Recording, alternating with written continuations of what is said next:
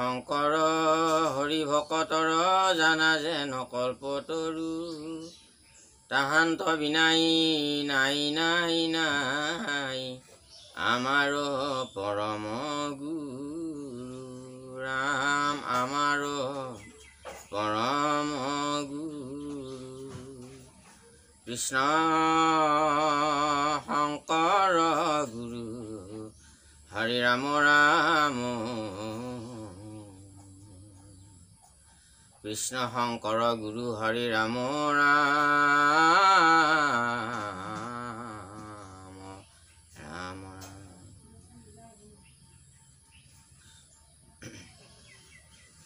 ভগৱান কপিলৰ দ্বাৰা তামসী গতিৰ বৰ্ণন ভাগৱত ৩য় স্কন্ধ ১৫৬ পৃষ্ঠা এ ৰাম ৰাম ৰাম হৰি ৰাম ৰাম ৰাম। হে বাবান সবাই মাতি সমস্ত সমনীয়া প্ৰিয় বন্ধু বান্ধৱীসকল, আপোনাৰ সবাৰে শ্ৰীচৰণত আমি অনুষ্ঠানৰ পৰা প্ৰণিপাত জনাইছোঁ। আজি আমি এটি সুন্দৰ পাঠ আৰম্ভ কৰিবলৈ ওলাইছোঁ, যিটো পাঠত শুনিলে আপুনি গম পাব যে আমি জীৱবিলাক মাতৃৰ গৰ্ভত কেনেকৈ থাকে আৰু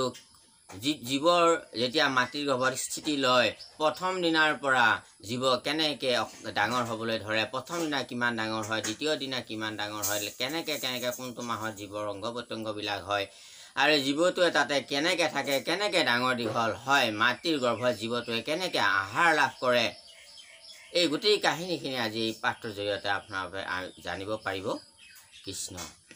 ৰাম ৰাম কপিল বদতি শুনিও মানৱী জীৱৰ নিকাৰ যত কৰ্মৰ বিচায়ী পুৰুষৰ মন প্ৰৱেশয় উদৰত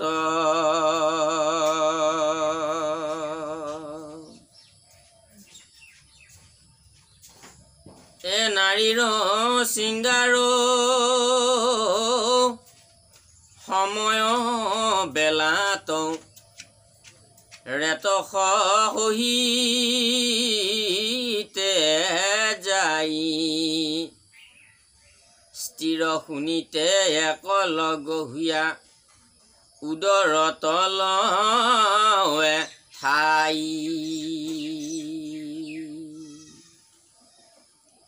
কপিল দেৱে ভগৱান কপিল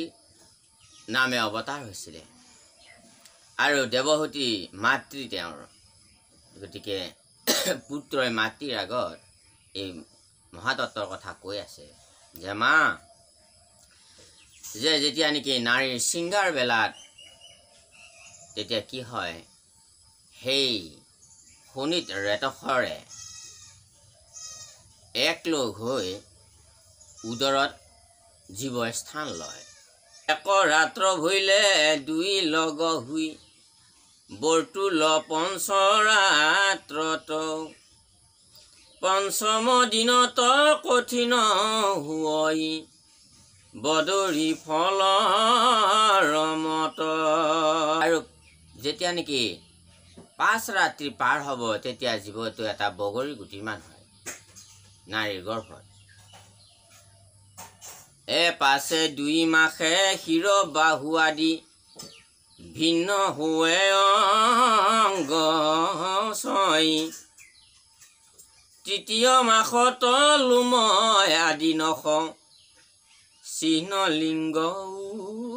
উপজয়ী। আৰু 2 মাহৰ পিছত শিৰ বাহু আৰু বিভিন্ন অংগবিলাক লাহে লাহে সেই আমাৰ জীৱদেহত মানৱ দেহত সেই জীৱটো সেই অংগ প্ৰত্যংগবিলাক আহি যায় 2 মাহত। আৰু 3য় মাহত শৰীৰত নোম গজিবলৈ ধৰে, নখ গজিবলৈ ধৰে আদি নানান চিহ্নবিলাকৰ লিংগ চিহ্নবিলাক লাহে লাহে চিনি পোৱা হয়। আৰু 4 মাহে মিলি হাতত ধাতু হয় ক্ষুধা তৃষ্ণা পঞ্চমত 6 মাহ ভৈলে জাল যেন চৰ্মে বেৰ হয় তাৰ অংগত আৰু 4 মাহত সেই জীৱটোৰ 7 ধাতু আহি শৰীৰত প্ৰৱেশ কৰে আহি 7 ধাতুৰ তাতে সৃষ্টি হয় ৰস ৰক্ত মেদ অস্থি শুক্ৰ মজ্জা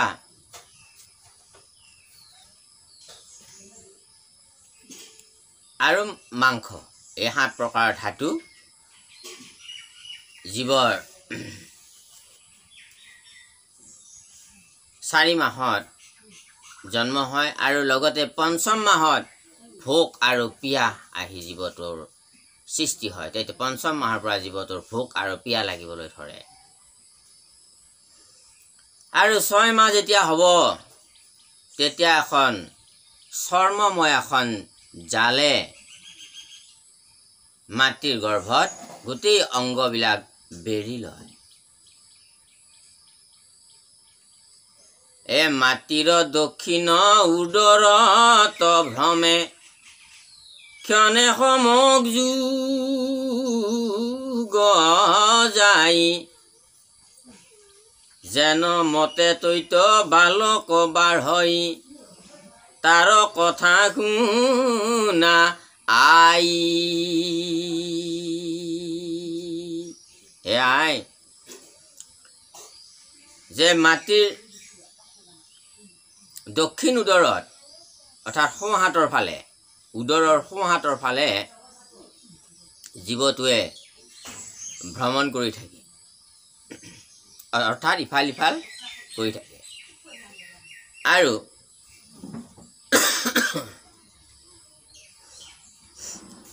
তাতে এনেকুৱা কষ্ট হয় যে ক্ষণে ক্ষণে যেন এক যুগ পাৰ হৈ যায় অতি কষ্ট গতিকে তেতিয়া যেনে তেনে সেই জীৱটোৱে বহুত কষ্টৰ মূৰত বাঢ়িবলৈ লয়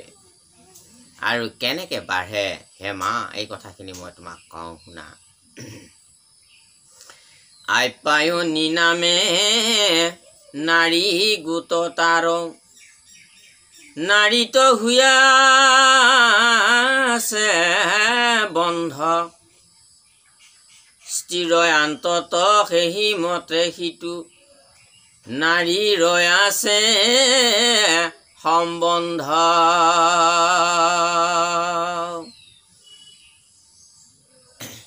এই মাতৃগৰাকীৰ উদৰত এডাল আইপায়নী নামে নাৰী আছে সেই নাৰীডালৰ যোগেদি আৰু এই নাৰীডাল সেই সন্তানৰ নাভিৰ লগত সংযোগ হৈ আছে আৰু সেই গৰ্ভত থকা সন্তানটোৱে সেই আইপায়নী নাৰীডালৰ যোগেদি এই ভোক পিয়াহ নিবাৰণ কৰি থাকে সেই পথে যায় অন্ন পানৰ ৰস মাতৃষে যত ভুঞ্জই তাতহন্তে সিটো চৱালৰ দেহ প্ৰতিক্ষণে বাঢ়ি যায় আৰু গাঁৱৰ বিষত প্ৰতিক্ষণে আতি প্ৰাণ হুৱে অন্তৰ্গত দুখীয়া জীৱৰ শুনিও কোৱাৰ দুখ হুৱে যে নমত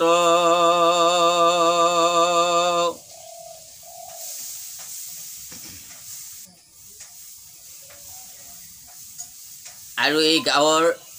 বিষত সেই জীৱটোৱে একদম ছটফটাই থাকে আৰু দুখীয়া জীৱৰনো এইটোক দুখীয়া জীৱ বুলি কৈছে অতি দুখৰ ভিতৰত সোমাই থকা তাৰ নিস্তাৰ পাবলৈ উপায় নাই তাতেই সেই কষ্টৰ মাজত সেই যাতনা দুখৰ মাজত জীৱটোৱে যিহেতু ডাঙৰ দীঘল হয় সেইকাৰণে দুখীয়া জীৱ বুলি কৈছে য'ত নেকি দুখেৰে ভৰা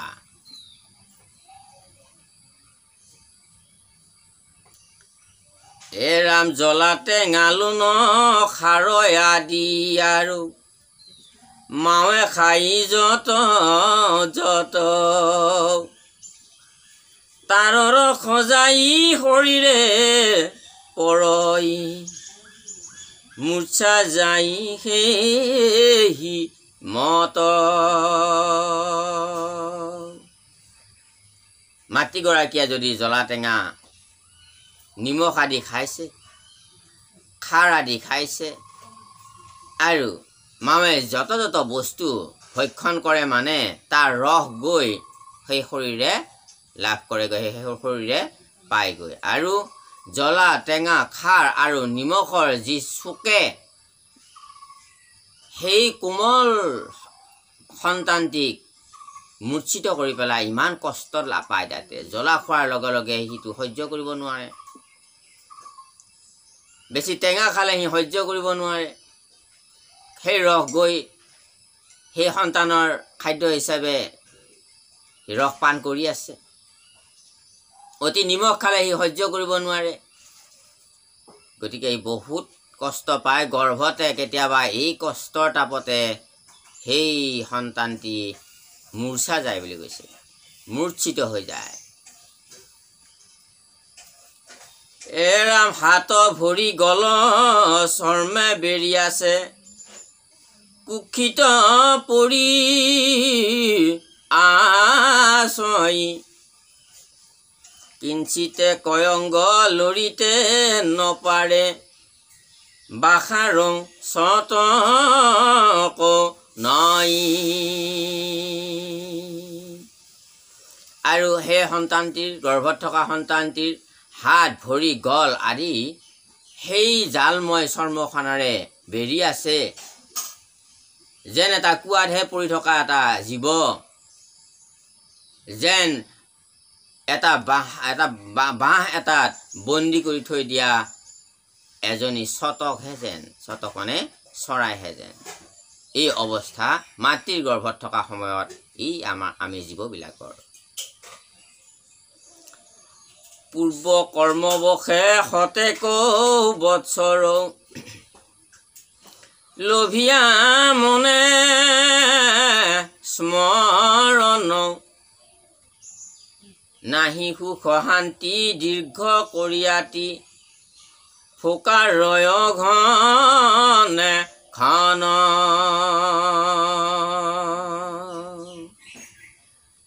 পূৰ্বৰ শ বছৰ কৰ্মৰ ফলৰ কথা সেই জীৱটোৱে তেতিয়া ভাবে স্মৰণ কৰে আৰু কেৱল সুখ শান্তি নাই গৰ্ভত সেই জীৱটোৰ কেৱল দীঘলীয়াকৈ হুমুনীয়া কাঢ়ে আৰু ফোকাৰি থাকে যাতনাত সেই মাতৃ গৰ্ভত জীৱ ছটফটাই থাকে আৰু সেয়ে হ'বলা বেছি টেঙা খাৰ জ্বলা খোৱা যিসকল মাতৃ আছে তেওঁলোকৰ সন্তানে যেতিয়া গৰ্ভত থাকে আৰু দক্ষিণ উদৰৰ ফালে অৰ্থাৎ আমাৰ উদৰৰ দক্ষিণ চাইডটোত তেওঁলোকে যেতিয়া সন্তানটো হাত ভৰি মাৰি থাকে কষ্টত ইফাল সিফাল কৰি থাকে তেওঁলোকে তেতিয়া খুব কষ্ট পায় মাতৃগৰাকীয়েও কিন্তু যিসকল আধ্যাত্মিক জ্ঞানী নহয় যিসকলে ভাগৱত চৰ্চা নকৰে শ্ৰৱণ কীৰ্তন ভালদৰে নকৰে বুজি নলয় এই ভাগৱত কথা সেইসকলে কেতিয়াও খাদ্যখিনি অন্ততঃ সাত্বিক কৰি ল'ব নোৱাৰে জ্বলা তিতা টেঙা কেঁহা নিমখৰ পৰা তেওঁলোকে নিজকে বচাই ৰাখিব নোৱাৰে গতিকে বেছিকৈ যেতিয়া ভক্ষণ কৰি দিয়ে সন্তানটোৱে তেতিয়া অতি কষ্ট পায় সেইকাৰণে সন্তান জন্ম দিয়াৰ আগতে ভাগৱত কথা শুনি যদি আপুনি জন্ম দিয়ে সেই সন্তানটোৱে আপোনাৰ হয়তো কিছু কষ্টৰ পৰা আপুনি অন্ততঃ ৰেহাই দিব পাৰিব গৰ্ভৰ ভিতৰত নহ'লে আপোনালোকে শুনিছেই সেই ইমান কষ্টত এই সন্তান মূৰ্ছিত হৈ যায় কেতিয়াবা মাতৃৰ দোষতেই খাদ্যৰ দোষতেই কেতিয়াবা সন্তান হয়তো ভিতৰত মৰিও যাব পাৰে মৃত্যু হৈ যাব পাৰে সেইকাৰণে সন্তান জন্ম দিয়াৰ আগতে ভাগৱত কথা শুনি ল'ব লাগে য'ত নেকি মহাপঞ্চামৃত পান কৰিব লাগে, মহাপঞ্চামৃত ৰস খাব লাগে, ফল মূল আদিৰ সুন্দৰ ৰস খাব লাগে, সাত্বিক আহাৰ গ্ৰহণ কৰিব লাগে, দৈ পনীৰ মাখন ঘি আদি খাব লাগে, শাক চব্জি তৰকাৰী এইবিলাক বস্তু আমি খাব লাগে, পঞ্চামৃত গাখীৰ দুগ্ধ দধি ঘিত মধু এইবিলাক খাব লাগে, পায়স খাব লাগে, এইবিলাক ভাল। কিন্তু তাকে নকৰি আমাৰ পঞ্চামৃত খোৱা বুলি এটা অনুষ্ঠান পাতে 5 মাহত যেতিয়া নাৰীগৰাকী গৰ্ভৱতী হয়, তেতিয়া কি দেখা যায় সমাজত, সিদিনাখনে আচলতে পঞ্চামৃত খুৱাব বুলি এটা অনুষ্ঠান পাতি বহু কিছুমান ব্যক্তিৰ ঘৰত বা সমাজত আমি দেখা পাওঁ তাতে মাছ আৰু মাংস, জ্বলা টেঙা খাৰ আদিৰহে বেছি ব্যৱস্থা ৰখা হয়, যিটোক তামসিক আহাৰ বুলি কৈছে। যিটো আহাৰ শৰীৰ সন্তানে যেতিয়া মাতৃৰ গৰ্ভত থাকোঁতেই মাতৃৰ পৰা যেতিয়া নেকি লাভ কৰিব, তেতিয়াই সেই তামসিক আহাৰ খাই সন্তানটো তামসিক হৈ আহে, আৰু তামসিক হৈছে অসুৰৰ লক্ষণ। গতিকে সন্তানে তেতিয়া আপোনাৰ কথা নুশুনিব, সন্তানে তেতিয়া শুদ্ধ পথত নচলিব, সন্তান তেতিয়া অনাচাৰী হ'ব, বেভিচাৰী হ'ব, অধৰ্মী হ'ব, সন্তান ৰোগী হ'ব, কোঙা হ'ব, খুৰা হ'ব পাৰে, সন্তান পংগু হ'ব পাৰে, অন্ধ হ'ব পাৰে, সন্তান অতি ক্ৰোধী হ'ব পাৰে, অবিবেকী হ'ব পাৰে। গতিকে সেইকাৰণে এই মাতৃৰ গৰ্ভত থাকোঁতে সন্তানটোক সাত্বিক আহাৰ খুৱাই আৰু সাত্বিক চিন্তাৰ জৰিয়তে, সাত্বিক কথা আচৰণৰ জৰিয়তে শাস্ত্ৰ আদি পাঠ যাতে সদায় মাতৃগৰাকীয়ে কৰি থাকে, তেখেতে সুন্দৰভাৱে পাঠ পঢ়িব পাৰে, তেখেতে বুজি নাপালেও কিবা একো কথা নাই, কিন্তু তথাপিতো শ্ৰদ্ধা কৰি যদি অকণমান গীতা ভাগৱত কীৰ্তন আদি যদি পাঠ কৰি থাকে বা সাধু সংগত যদি গৈ থাকে, মাজে সময়ে হ'লেও সাধুসকলক পৰা যদি অমৃত কথা শুনে, সেই কথা যেতিয়া মাকে শ্ৰৱণ কৰিব, সেই সন্তানেও শ্ৰৱণ কৰিব। যেনেকৈ প্ৰহ্লাদৰ মাকে দেৱঋষি নাৰদৰ আশ্ৰমত ভাগৱত কথা আগৰ পৰা গুৰিৰ পৰা আগলৈকে যেতিয়া নেকি শ্ৰৱণ কৰিছিলে, আৰু মাতৃয়ে শ্ৰৱণ কৰোঁতে সেই গৰ্ভত থকা সন্তানটোৱেও শ্ৰৱণ কৰিব পাৰিছিলে, আৰু যাৰ ফলত নেকি ভক্ত প্ৰহ্লাদ এজন সাত্বিক ধাৰ্মিক আৰু এজন মহান ব্যক্তি, কৃষ্ণৰ হৰিৰ এজন মহাভক্ত ৰূপে জগতত চৰ্চিত হৈ থাকিল। চন্দ্ৰ সূৰ্য থকালৈকে জগতত প্ৰহ্লাদৰ নাম সকলোৱে লৈ আছে, সকলোৱে লৈ থাকিব। গতিকে সেইকাৰণে প্ৰহ্লাদ চৰিত্ৰত কৈছে যে আমি এই দুখত আমি প্ৰহ্লাদে দৈত্য শিশুসকলক এই উপদেশটো দিছে যে আমি এই দুখ যাতনাৰ এই কথাটো ভগৱান কপিলে মাতৃক জ্ঞান দিছে, কিন্তু এইখিনি জ্ঞান প্ৰহ্লাদেও দৈত্য শিশুসকলক দিছিলে যে আমাৰ মনুষ্যৰ আয়ু বৰিষ সংখ্যাত, ইয়াৰো অৰ্ধেক যায় জানিবা নিদ্ৰাত, বিংশ বৰিষ যায় উমলন্তে, বিংশ বৰিষ যায় ধন ভাজ্যাক চিন্তন্তে। গতিকে বুঢ়া বহিলে শৰীৰৰ বল দূৰে যায়, যেন চান্নে অন্ন দিলে নিদিলে নখায়। গতিকে এই যাতনাৰ ভিতৰত আমি পৰি আছোঁ। গতিকে কেৱল প্ৰভুৰ নামে এই ভাগৱত শ্ৰৱণ কীৰ্তন কৰি মানুহে যেতিয়া জ্ঞান লাভ কৰিব, আৰু এই আচৰণত যেতিয়া মানুহে আচৰণ লাভ কৰিব, তেতিয়া মানুহে এই জনম মৰণ মাতৃৰ গৰ্ভৰ যি বাৰে বাৰে জনম কোটি কোটি জন্ম আমি এনেকৈ মাতৃৰ গৰ্ভত ধাৰণ কৰি আহিছোঁ, মৰি আহিছোঁ, আকৌ মাতৃৰ গৰ্ভত ধাৰণ কৰি আহিছোঁ, মৰি আহিছোঁ। এই যিটো আয়াজাত ব্যৱস্থা, অহা যোৱা ব্যৱস্থা, সেই ব্যৱস্থাটোৱেই ভক্তিৰ মাধ্যমৰ যোগেদি এইটো বন্ধ হৈ যায়, আৰু জীৱই এটা বৈকুণ্ঠ ধামলৈ গুচি যায়, য'ত জীৱই এবাৰ গ'লে, যি স্থান এবাৰ জীৱই লাভ কৰিলে, সেই জনম মৰণ যাতনাৰ চক্ৰখনত আৰু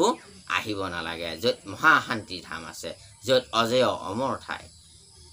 তালৈকে যাবৰ কাৰণে ভক্তি মাৰ্গই আমাক আঙুলিয়াই দেখুৱাইছে। ভাগৱতৰ এয়া সিদ্ধান্ত, তাৰে আমাক সেই বৈকুণ্ঠৰ সন্ধান দিছে ভাগৱতে। গতিকে হে প্ৰভু বাপ বান্ধৱ আই মাতৃ সমস্ত, আমি কিছু এই কথাটো মানো, আৰু কিছুৱে এই বৈকুণ্ঠৰ কথাটো হয়তো নেমানিবও পাৰোঁ। যদি ক'তনো বৈকুণ্ঠ আছে আমি দেখাই দিয়কচোন বুলি ক'লেতো দেখাই দিব পৰা বস্তু নহয়। সেইকাৰণে আপোনালোকে ভাবক যে আপুনি যদি সততাৰে, শান্তিৰে, ধাৰ্মিকতাৰে আৰু সদাচাৰী খাদ্যৰে সাত্বিক খাদ্যৰে যদি আপুনি সন্তানটি ধৰি সু আচৰণত থাকি যদি ঈশ্বৰ ভক্তিত আপুনি যদি ৰত হৈ আপুনি শ্ৰৱণ কীৰ্তনৰ মাধ্যমৰ যোগেদি আপুনি যদি এটা সন্তান জন্ম দিয়ে আপুনি তেতিয়া জানিব সেই সন্তানটো এই শাস্ত্ৰৰ মাধ্যমেৰে যদি জন্ম দিয়া যায় তেতিয়া সন্তানটো নিশ্চয় মেধাৱী হ'ব জ্ঞানী হ'ব ধাৰ্মিক হ'ব সকলোৰে সুখ দুখ বুজিব পৰা হ'ব আৰু আনৰ সুখ দুখ যদি উপলব্ধি কৰিব নোৱাৰে সি চাহে যিমান ডক্টৰেট ডিগ্ৰী উপাধি নলক কিয় তাৰ পৰা জগতৰ নে কিবা লাভ হ'ব নে মাক দেউতাকৰ কিবা লাভ হ'ব নে সমাজৰ কিবা লাভ হ'ব আহিল তেওঁ আৰু কিবা এটা উপাৰ্জনৰ পথ ল'লে লৈ ল'ৰা ছোৱালী তিৰি চলি সংসাৰ লৈ বিষয় বাসনা কৰি এদিন মৰি গুচি গ'ল গতিকে সেইটোৱেতো মনুষ্যৰ জীৱনৰ সফলতা বুজোৱা নাই গতিকে মনুষ্য জীৱনৰ সফলতা তাত আছে য'ত নেকি নিজেও আপুনি সুন্দৰভাৱে চলি আনকো যেন আপুনি জ্ঞান পোহৰ দি জগতখনক এটা শান্তিৰ বাতাবৰণ যাতে আপুনি দি যাব পাৰে তাৰ কাৰণে আপুনি যাতে সেই জগতক দিয়া সেই ছাৰ্ভিচখিনি সেৱাখিনি আপোনাক উদ্ধাৰ কৰিব আপোনাৰ পৰিয়ালবৰ্গ আপোনাৰ বংশ কুটুম্বও সেই সাত্বিকতাৰ বীজ হৈ তেওঁলোক মহান মহান ব্যক্তি হ'ব এই জগতত ভাল ধাৰ্মিক ব্যক্তি হ'ব অধৰ্ম কপটতা এৰি জাতিকুলৰ ভাৱ এৰি উচ্চ নিচৰ ভাৱ এৰি আত্মদৰ্শন আৰু আত্মবোধত তেওঁলোকে নিজকে উৎসৰ্গ কৰিব পাৰিব লোকসেৱা কৰিব পাৰিব গতিকে যদি কেৱল লোকসেৱা চিন্তাই নাই ডিগ্ৰী বহুত ডাঙৰ কিন্তু নিজৰ সেৱাটোকহে কেৱল মন আৰু নিজৰ সেৱাটো কৰোঁতে কিমান পাপ হৈছে দুখ হৈছে অধৰ্ম হৈছে সদাচাৰ হৈছে অনাচাৰ হৈছে কি মাতৃগৰাকীয়ে গৰ্ভত খাব লাগে খাব নালাগে সেইবিলাক কথা যদি একো ওৰ নাপায় তেনেহ'লে তাৰ পৰা সেই সন্তানৰ পৰা সমাজে একো লাভ কৰিব নোৱাৰে একো আশা কৰিব বিশেষ নোৱাৰি এ ৰাম ৰাম ৰাম হাত মাহন্তে বুধক লোভিয়া ভয়ত দেহা কাম পই প্ৰসূতি বায়ুৱে নিমিতে একতে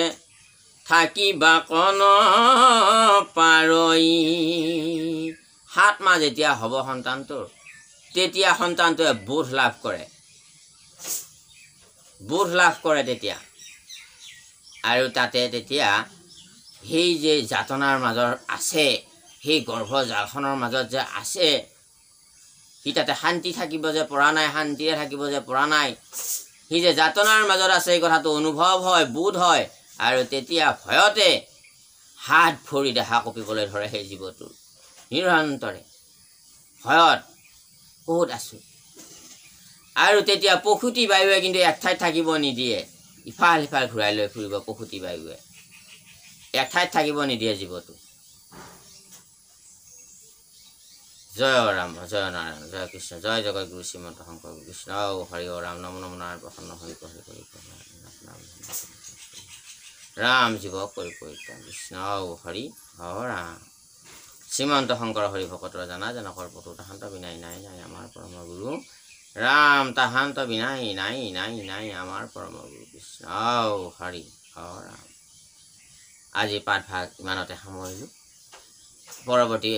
ভিডিঅ'টোত আমি ইয়াৰ পিছৰ পাঠখিনি দিয়া হ'ব ইয়াতে আপোনাৰ হবে পাব গৰ্ভস্থ জীৱৰ দ্বাৰা ভগৱন্তক স্তুতি এই দুখময় জীৱটোৱে ভগৱন্তক কেনেদৰে স্তুতি কৰে আৰু কি প্ৰতিজ্ঞা কৰি আহে গৰ্ভতে সেইখিনি কথা আপোনাৰ হবে পাব